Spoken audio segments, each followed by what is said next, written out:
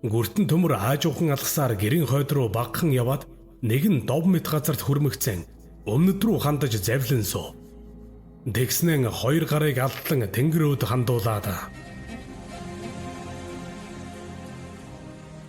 "Итүүгэн их тэнгэр минь, эцэг өвгөд дээдэс минь болгоо.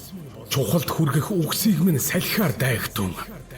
Цугаар нэгдэхийн учрыг бүгдэд сануулгатун" хэмээн шивнэлээ.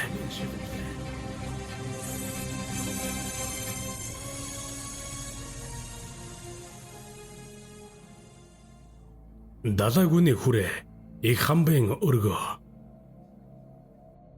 Хамбатан ганцаараа олон давхархт олбогтой бясалгах мэт нүд анж сууна.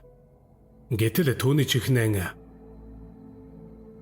"Хамбатан та болгоовол гүртэн надад өчих үгүй байна" гэх гүртэн төмрийн дуун цуйратах адил сонсогдох нь тэрэ.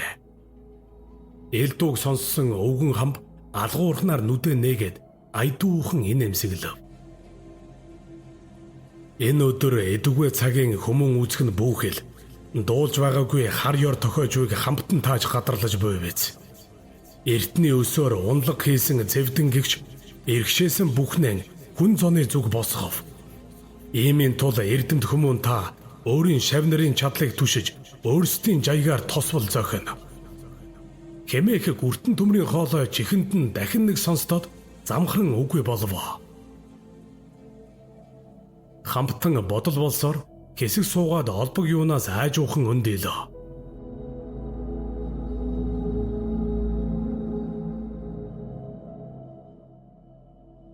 Засаг ноён алтан хуйгийн өргөө. Бархан агаранбыг тэнгэртээ үдсэн дайчин вангийн 7 хувраг засаг ноён алтан хуйгийн амбийг сагсаар суухав. Одоо 7 хуврагын тэргүүнээр сүмб хэмээх залуу ламтан тохоогджээ. Сүмбийн мяндаг тушаал гэвэл дайчин вангийн хүрээний донир ламтан билээ. Донир ламтнаар толгойлуулсан 7 хувраг ном уншилгыг таслахгүй алтан хуйгийн өргөөнд байсаар байх билээ. Тэм байх дор алтан хуйг ноён орноосоо ухсхийн өндөв. Хувраг бүгдээр баггүй гайхаж засаг ноёныг ширтэн.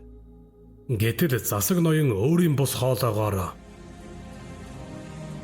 дайчин вангийн эрдэмт 7 хуврагын түмэн амгалан айлтгая.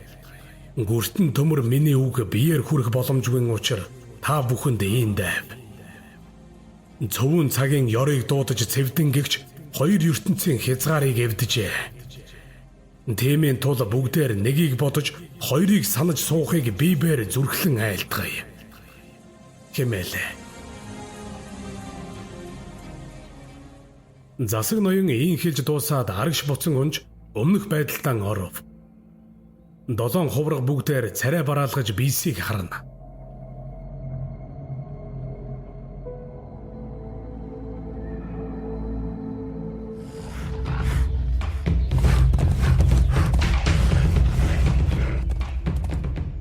Чон аюушийн нүднэн хөл доорох газар нь урсах мэт жирэлцэн өнгөрч холын уус хөтөлгүүвэ бүгдээр хоромхон зууртал үзэгдээд өнгөрөх мэтэл дүүлэнэ.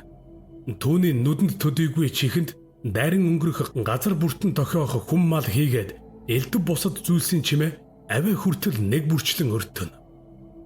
Чон аюуш тийм явсаар нэгэн их модот давааг дөтлөө.